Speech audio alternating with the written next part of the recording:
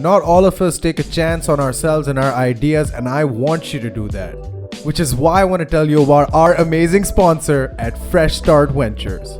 Fresh Start Ventures is a VC connector that started off as a blog, which now provides you everything you need for your startup, whether that be financial assistance, strategic help, or any other sort of mentorship that you require to get your idea to the next level. Fresh Start Ventures is also aligned with the Pakistan e-commerce consortium, meaning they are the perfect people to go to in order to understand the vastly changing world that we live in when it comes to technology and e-commerce rapidly evolving every day. Fresh Start Ventures has helped a bunch of startups get from their ideation stage all the way to the top, where they've consolidated themselves as top-notch businesses who have won laurels and awards in the industry.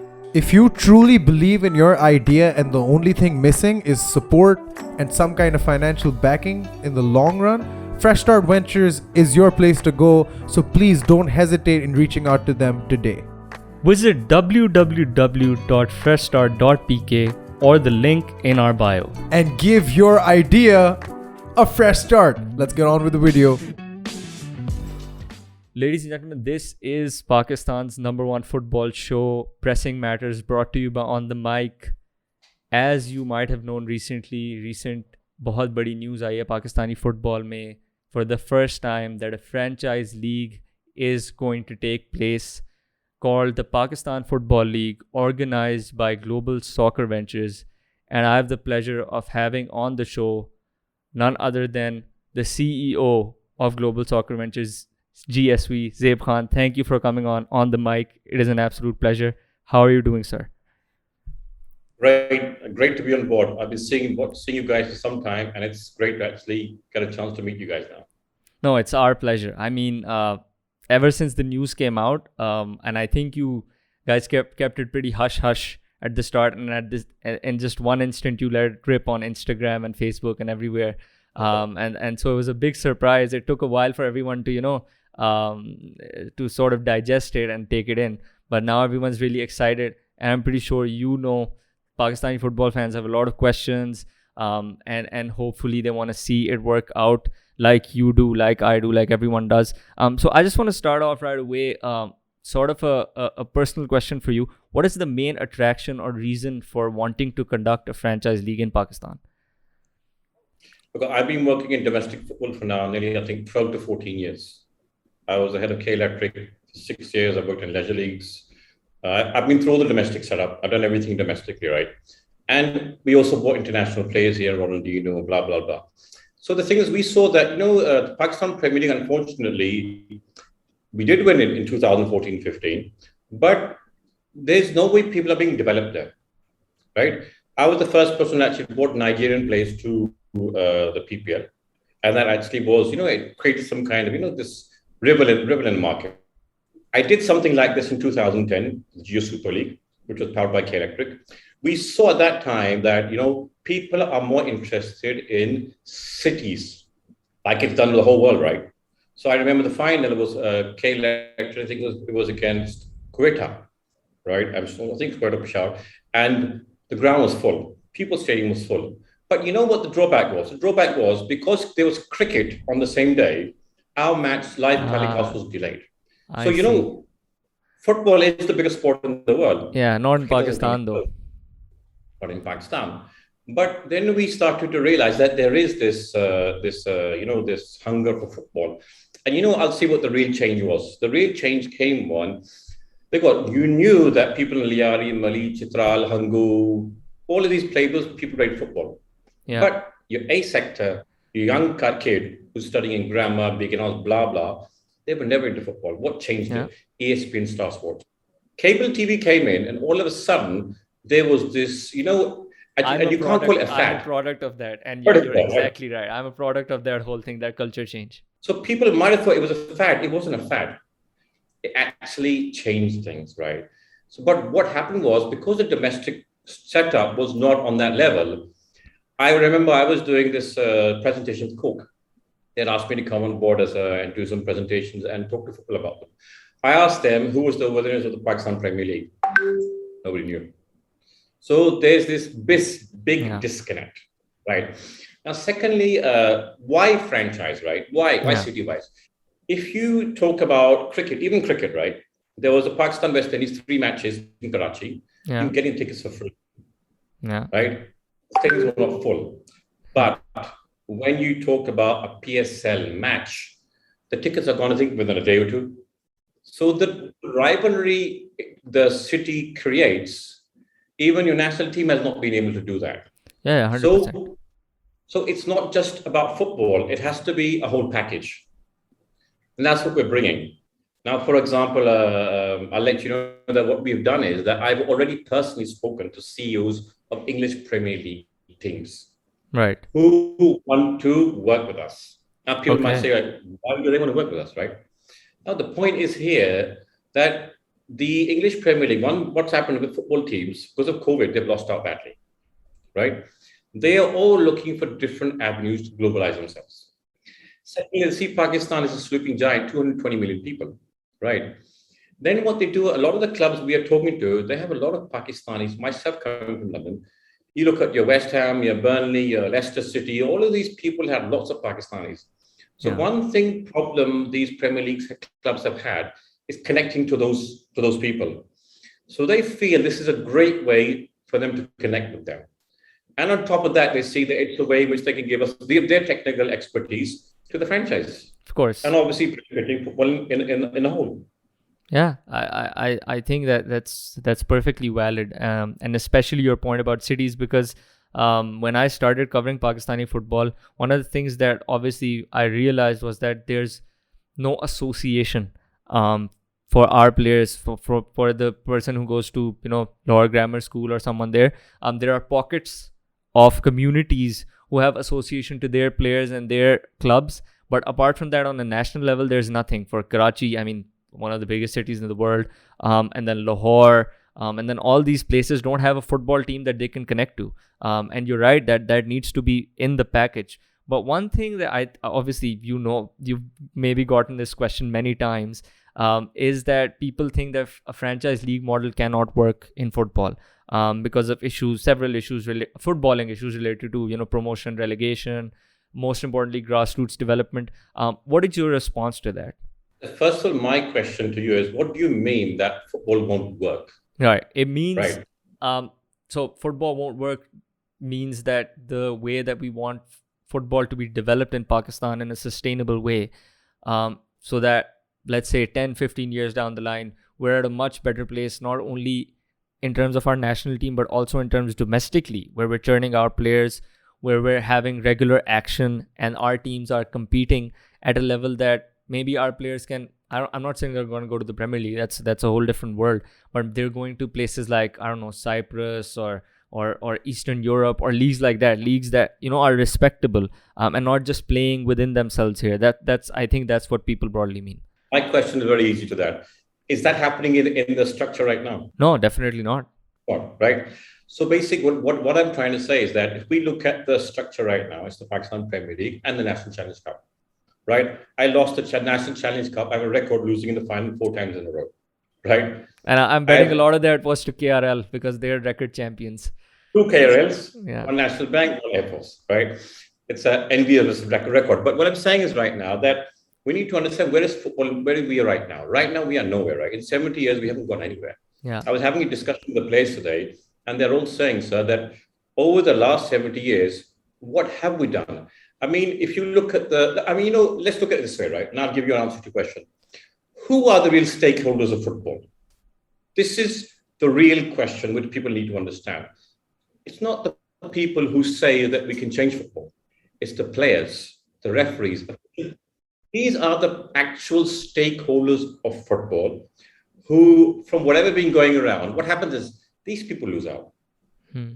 Right? I'm with you. If everyone can put in their mind that these are the real stakeholders of football, that's when we're going to develop football.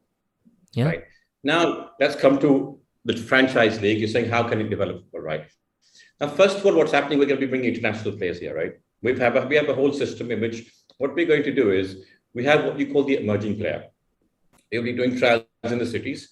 Every city will have what is called a TSG group, which is called the Technical Study Group. They evaluate players. And what we're going to do, we'll be having one marquee player or one coach, international coach, to head that TSG group, right? So we'll have trials. Players will come, will be selected. We'll select 14 players from that. Out of which those 14 players will attend the camp, but 7 will be selected. Now, those players will get $3,000 for one season, which is about 4 to 5 weeks. Sorry to cut you off. You mean 7 for each team or 7 in total? Each franchise. Okay. Right. Now, though that player will get $3,000, right? That player hasn't seen $300,000. He hasn't seen $300 in his career. Yeah. Right. So all of a sudden we're changing things. Now, another thing that people need to understand when you say grassroots, right? Where do these players actually come from? They come from the clubs. Yeah. Right.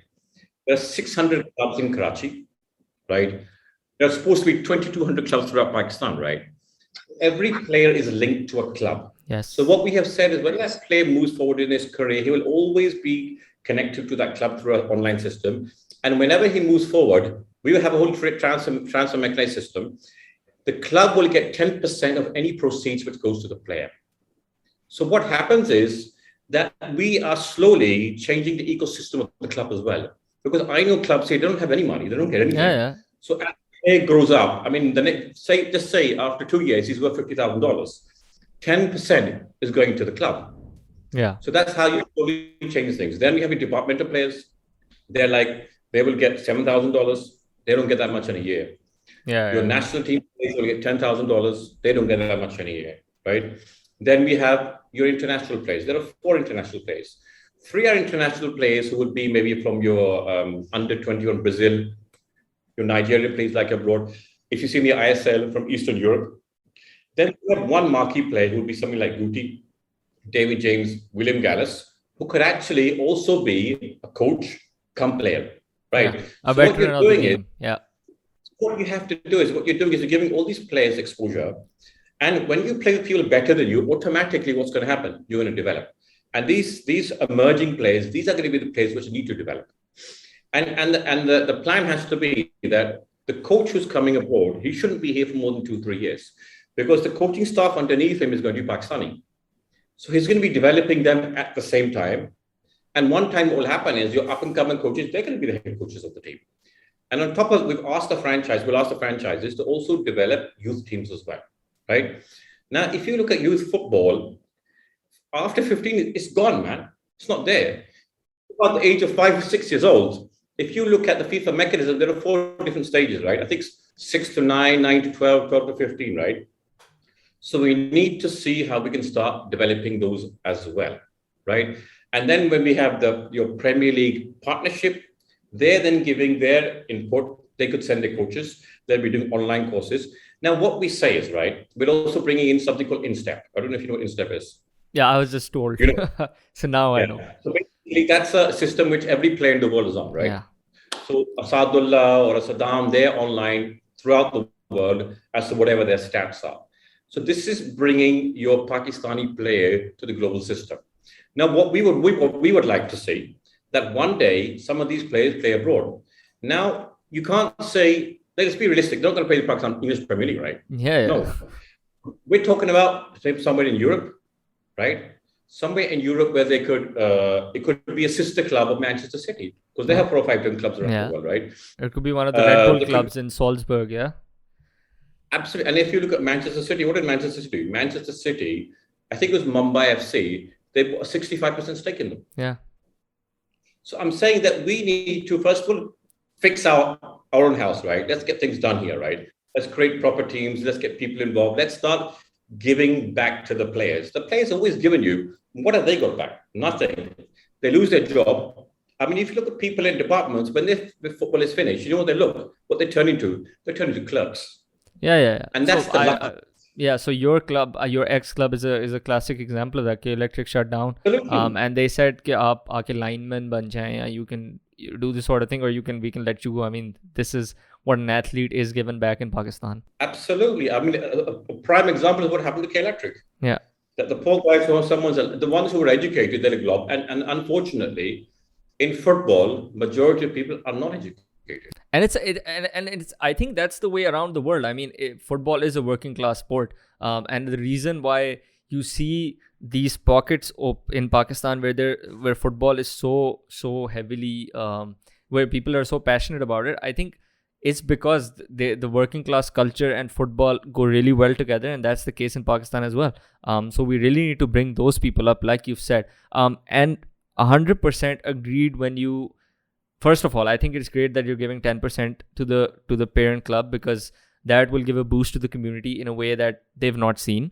And it also provides an incentive for them to develop more players so that they get more 10% back. But one thing that that I was thinking about was, obviously if they keep getting money, that's great. But Pakistan, there's a shortfall of coaches as well. There's a coaching crisis in the country, because, and it's no one's fault. It's because there has been no structure, there has been no sustained activity. So you haven't gotten the good minds into the game enough for there to be enough coaches in the game. So even if you have those clubs getting a lot of money back, do you think it will be hindrance to the development of players in the long run if the coaching element isn't addressed properly in the grassroots? We are going to address the coaching element. We have spoken to this organization in the UK who does coaching courses, right? Okay. Now they will be upgrading our coaches, but right now it's going to be online because of the COVID issue. Yeah, right? Of course.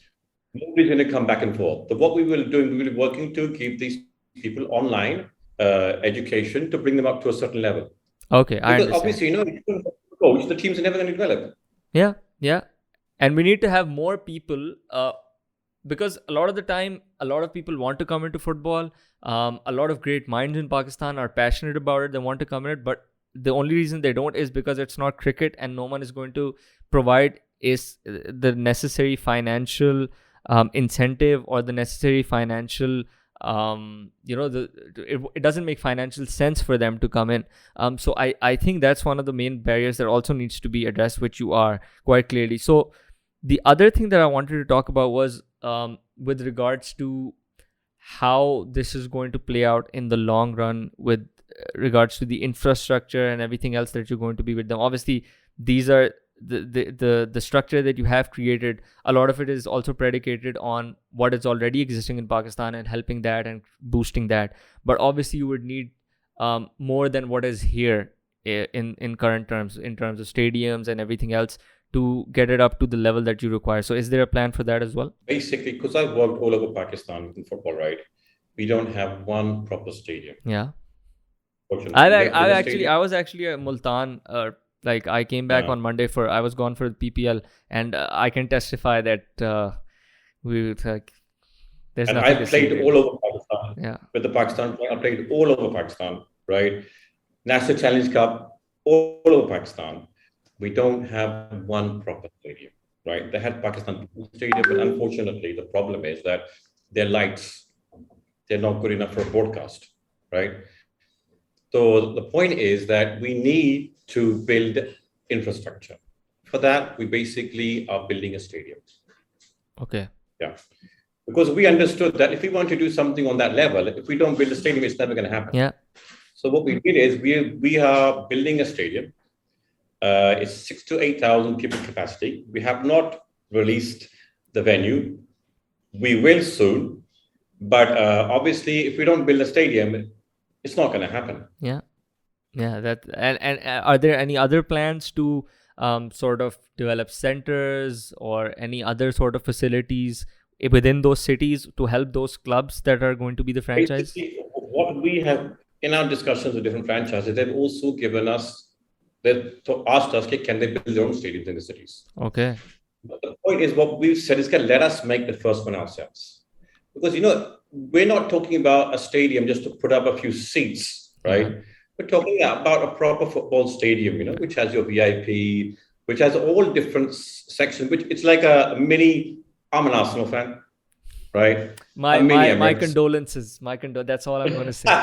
We won yesterday 6-0, even though it was only West Brom, but hopefully we'll get there. Yeah, but I understand. Yeah, I understand. Just coming back to one of the things that you said about coaching, because so two things. I 100% agree with you that it's all about the players. And personally, I'll be honest with you. I always was, I mean, my stance has been that I've never seen maybe many examples of franchise leagues working, and I've been pretty honest about that. I even said it in the video. But at the same time, the caveat is there that I, like other people, like football fans, want what's best for Pakistani football, and B, if GSV are able to deliver on the amazing plan you have, then hopefully that will lead to football getting better, and that's what we want, what you want, what everyone wants. So it's not like an ideological position that anyone should have, or I have, that okay, this is a franchise league, that means no, I'm not going to support it. It's always about the outcome. It's always about what's going to help the players. And the other thing is obviously the coaches. So you said that there's going to be a company that's going to conduct those online sessions and everything. I mean, this is obviously logistical and technical, but as someone who's also passionate about this, is that going to be open for applications for people who want to join or come into this field, or is it going to be specific for people who are already in the football industry and who want to get into the PFL? So can you work that out for us? Well, the start off, it has to be with existing coaches, right? Okay. But then obviously we will see how things move forward, and then we can also see that we can also expand it to other people who want to do it, because right. We were having that discussion about franchise and the league and everything, right? When I took over the K Electric football team in 2010, we were like 8th or 10th in the league. Right. So it was all about coming up with a proper plan to change things. Nobody believed or could even dream that I would win the league in 6 years, right? It took 6 years to do it. Yeah. I came second twice, then I came fourth. But if you have the right plan in place, you have the right people there, and you have the passion to make it happen, nothing's going to stop us. Yeah, absolutely. So what about the coaches that already have licenses? So I mean, almost all coaches here technically have licenses, but are you going to ask them to upgrade their licenses? Are you going to ask some people who are, let's suppose, C license to get a B license? So is there a criteria that you're establishing there? We will be establishing our criteria, but we've already spoken to the team in UK. They will then cover the criteria as to if you've done a C, how to upgrade you to a B. If you're B, can you be upgraded to an A? We'll use all of that criteria. And obviously, first we want to upgrade the coaches who are existing. And then after that, we'll see about expanding it to other coaches. Because, if you don't have a good coach, I mean, you look at international teams, you've seen international teams that how things turn around when you bring the right coach. Yeah.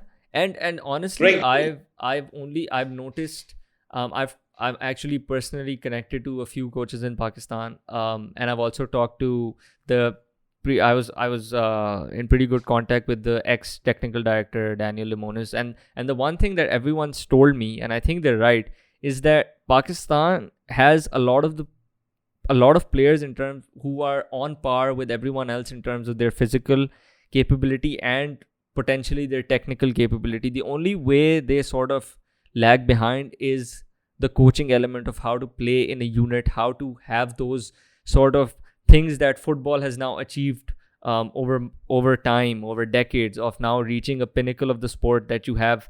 So much goes into coaching now, and Pakistan has lost out on that. So I think that's where we need to bridge the gap here as well. And I agree with you completely. And this also brings me to my point about there was an announcement about 6 European clubs who will be affiliated with each city franchise. Obviously, it's too early to name names, but what will their role be exactly, and how do you think they can help Pakistani football in the long run?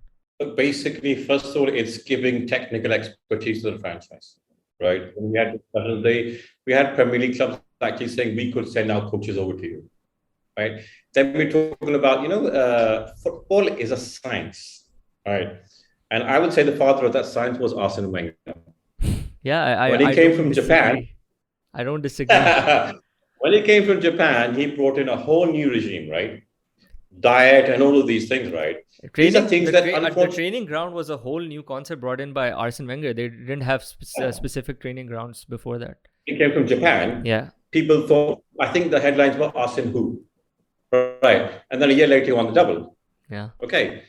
Even his transfers were unbelievable. Anelka, Henry, Vieira, all these I'm a big people. fan. I'm a big fan. You don't need to convince me about Arsene Wenger, although I'm not too fancy about Arsenal these days. But the point is that if you don't understand that it's not just about being good technically, right? You have to have the right diet. You have to have the right psychology. So there are so many other things which are about football, right? And that's where we see that these clubs can then, if you like a train the trainer kind of thing, they can then train our franchises and explain to them, guys, it's not just about. Unfortunately, what happens is when there's a coach here, what he'll do, he'll ask the players, "Please chakkar maar ke aao, ground Yeah, ball." I've been part of that process, unfortunately. That is, doesn't work, man. Yeah. And a coach, right? He has his own specific role.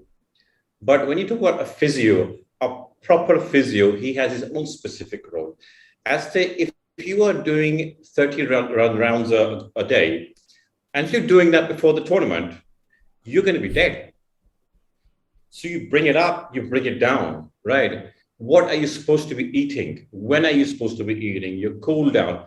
There are so many technical aspects to football, people cannot even imagine it, right? Yeah, 100%. But this is professionalism we need to bring in, and this is one of the reasons why we want to bring these Premier League teams in, to give these skills to all of our players, to our coaches, even our referees, right? They need to be upgraded. Yeah. So, I mean, there's a dearth of information which we will bring in from them to upgrade these teams. And without that, obviously, it's just going to be another Pakistan Premier League. Yeah. Because I think I actually work with Karachi United in a capacity. I'm an analyst for them. So I've seen the work that they've done. I think that's one of the clubs that actually gives a lot of value to what you're saying about having these marginal gains in psychology. So they have a psychologist for the players. They have a proper chef for their diet. They have proper cool downs, proper everything, exactly the way you said it. And I think that's one of the reasons why even though they couldn't compete with the departments financially, they've been able to reach now a level where they are. And I hope that everyone else, every other player, every other coach in the country also does the same. And then we collectively rise together. And I think that's what you want as well, so that we see everyone going up. I'll interrupt you on this, right? I'll interrupt you on this. Basically, what it is that when there is a football camp, right, ask any coach what they do in the football camp. I don't want to say. I know what happens. I don't want to say. Right, now, what I'm saying is that I did a football camp, right? And what I did was I booked steel mill, right? I had all the best rooms. I had the football stadium. I had the swimming pool. I had the gym. For 2 weeks, all they did was eat and sleep football. Okay. Yeah. So what was that? Their diet was there. They had the right number of water. They had too much water, right? Because water you need to be drinking all the time. Yeah. So creating this whole football environment. What happens with us? Majority of clubs that they do, players will go, have a camp, and come back home. What are they doing? What are they eating when you come? We have no idea. And on top of that, when you talk about diet, I'll tell you an unfortunate example, right? The Pakistan, it was under 16 or 18, I'm sure, it went to Iran. Okay. When it went to Iran, they actually beat India in the final. It was a festival tournament, right? So I got one of the guys, he came back and I put him on radio. It was Dawn, I think, FM 89 or something. And I asked him about his diet, and he couldn't afford to drink milk. So this is where we are, right? You ask players. I was with Aziz today. I don't know who Abdul Aziz is. He's the ex-vice captain of the Pakistan national team, right? He scored a goal against India in the SAF Cup, for which Musharraf gave him an award. He was telling me today, what is his salary? 20,000 rupees a month. How is he going to survive? Yeah, I'm with you. And I think one of the key proponents key aspects of your plan is player welfare, which I think is absolutely crucial. And I think it is what everyone wants, whether they're a fan of a franchise league or not. They want player welfare if you're true to the sport and if you're true to Pakistani football. I just want to move on to a slightly different tangent right now. We've discussed the structure or the potential plan that you have in place, and I'm really excited to see how it plays out. And I wish you the best of luck for it. But obviously, there's the issue of FIFA and AFC accreditation and the concept of playing in the AFC Cup or in the AFC Champions League one day, because that's when you get to compete with the best of the best. So is there a plan related to that? Have you thought about that aspect of this whole thing? I think it's an excellent question, right? I'm one of the few people who actually has gone to those AFC tournaments. I think Clear Electric is the only Right. club that's played in the last, I don't know how long. 2000, yeah, the last Yeah, the club only club that went I've to sort of found that played that. in Bhutan. We went there and we drew with Bhutan 3-0 and we beat Mongolia 1-0. Then the team went on to Beijing. I had left Caleb, I shifted back to London that time. So I think things needs to be clear. The point is that FIFA AFC will get involved in a domestic tournament if the winner is going to play in the pre-AFC qualifiers. Yeah. Now, they send $10,000 for our tickets and they take care of expenses over there. Now, during that time, I went to an AFC, it was the AFC licensing meeting, right? So I had a whole Excel, this whole PowerPoint I had to fill in so that if it was going to be home and away, if they would come to Pakistan, what would we do? Now, unfortunately, no club, the closest club which came to beating any of those criteria was K-Electric. Because we had organization structure, we were doing youth development in Liari. No other club in Pakistan meets AFC criteria now. No license. Even if FIFA was back on board, the Pakistan Premier League champion will not play in the pre-AFC qualifiers. Okay. Secondly, I had done this intercity tournament in 2010 with Geo Super powered by K-Electric. There was no approvals required from FIFA AFC.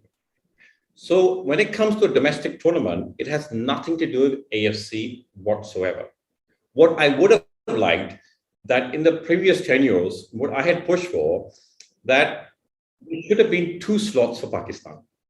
Now, if you go around the World, the Cup winners, they get a slot, and the Premier League winners get a slot. So I had pitched that at least the National Challenge Cup winner, right, they should also get a slot in the AFC. So if KRL won both tournaments, then I would have got a slot in the AFC, right? Yeah. But that obviously, I mean, what you're saying in the last 70 years, you can see nothing's happened in football in Pakistan, unfortunately, right? So when it comes to FIFA AFC right now, it has nothing to do with us. Even if you look at the cricket structure, BCCI spoke to ICC about stopping the tournament in Kashmir. And ICC also came back and said nothing. So right now, our domestic tournament has nothing whatsoever to do with FIFA AFC, because nor are we asking for any funding, and nor are we looking at any slot in AFC right now. We look maybe that the winning team could then go and play matches with a youth team or some other team with one of the English Premier League partners. Okay, so that's the route, because I'm obviously it's a very sad case that none of our champions, whether that's the PPL champion or the Challenge Cup champion, is able to go on any AFC tournament, let alone any FIFA club tournament. But I was just wondering if you feel that in the long run, there might be a window for the champion of, say, the PFL to go on and do that, or if that's something that you have in mind. We would not want to touch the Pakistan Premier League structure, right? Yeah. That should happen as it is. Now, what I'm saying is that when inshallah, when things get back to normal with the FIFA PFF, then we would like them to push that the winner of the PFL is like the cup competition. Right? I see.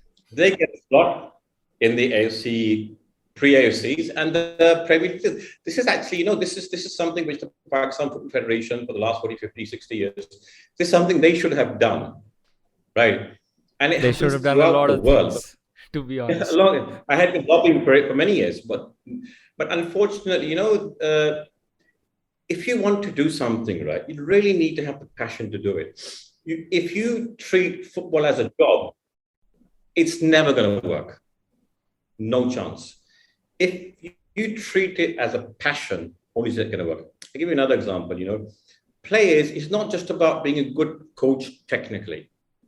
I feel as a coach, as a manager, it's more about man management skills, right? Now, if I want that player to play his heart out on the ground, I have to win his heart, right? If I win his heart, he's going to go there and he's going to give his 100%.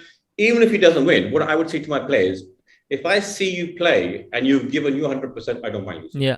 Yeah. Right. But if you're not giving you 100%, then there's a problem.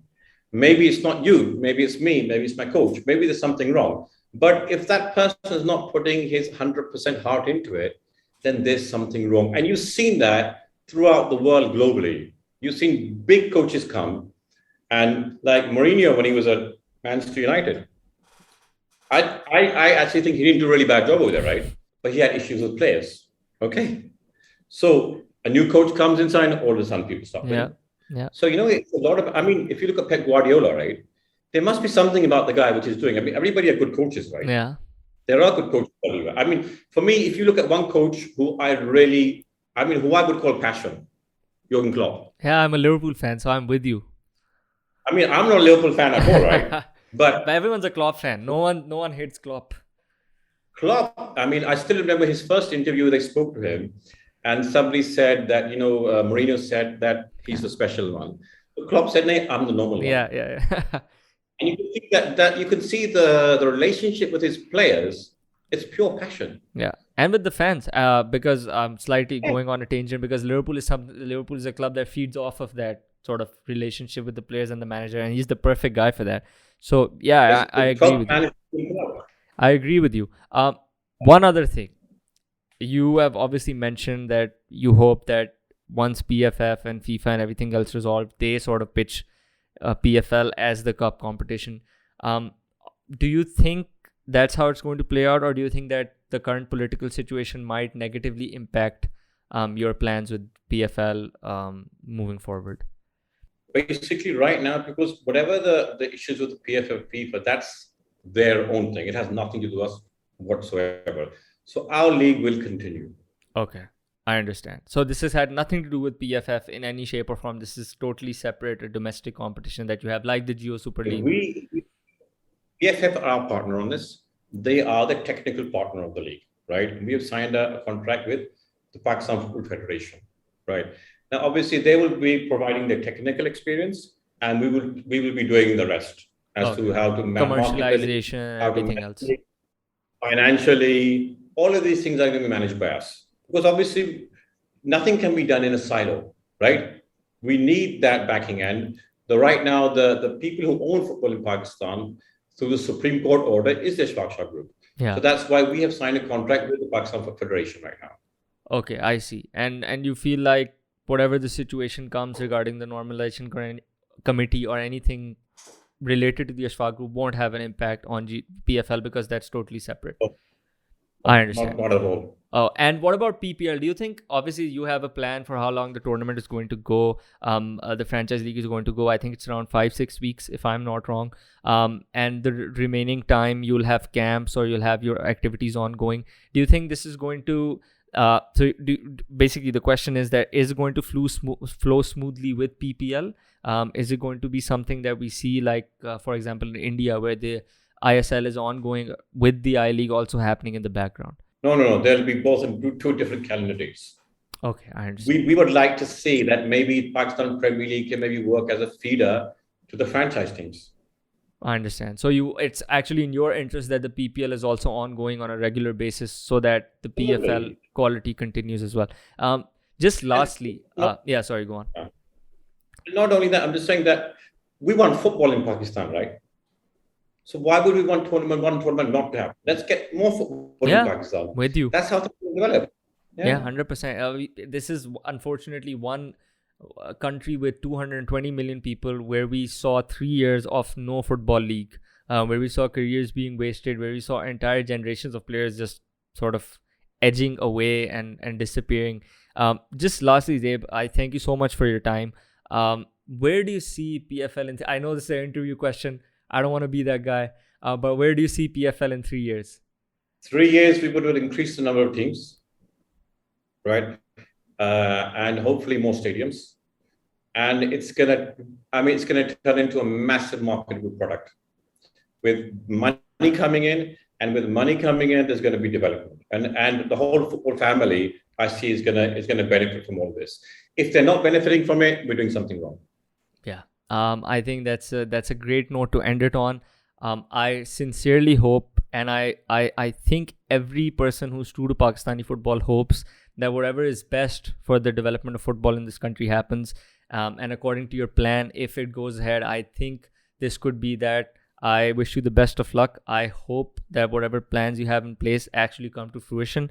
I will be here covering it along the way.